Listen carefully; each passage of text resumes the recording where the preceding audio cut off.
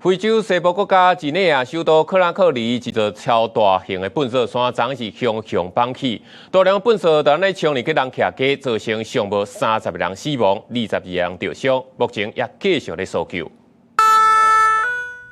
救護車趕去事發的地點，民眾協助甲傷者扛上車，真濟人也是唔敢相信，這座累積真濟棟的糞掃山，落尾竟然跌死幾60條人命，而且真濟人是佇咧協助救援的時，互第二屆的崩塌抬起來的。Quand les jeunes se sont mobilisés pour aller là-bas,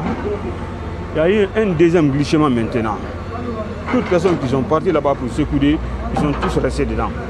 這場嚴重的意外發生在幾內亞首都科納克里，當地時間8月23半暝2點外，因為幾內亞目前拄啊好是雨季，連續受到嚴重大水河的侵襲，雨水直直強，讓這座囤真濟棟的大型糞掃掩埋場結果崩起，大量的糞掃對土石瞬間規個拼落來，把下底的鐵道甲徛街攏抬起來，真濟民眾當咧困，根本袂赴逃生。消防人士強調，差不多1冬前，因對政府提出警告，必須要趕緊把這座上大型的糞掃掩埋場關起來，若無總有一天會出意外。Donc le conseil qui a fait aujourd'hui, c'est simplement, moi j'accuse l'État,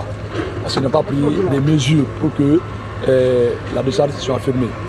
幾內亞政府已經動員軍隊甲重型機具透明搜救，罹難人數恐驚會閣增加。幾內亞總理也來到現場，不過真受人口舌甲心肝疼的是，政府官邸佇出代誌迄天要正式甲這座掩埋場關起來，而且進前也已經甲周邊的居民發出特例通知。沒想到佇關進前就發生悲劇，這座糞掃山在2017年也捌發生過類似的崩塌的事故，而且造成10個人死亡。公視新聞景元慶編譯。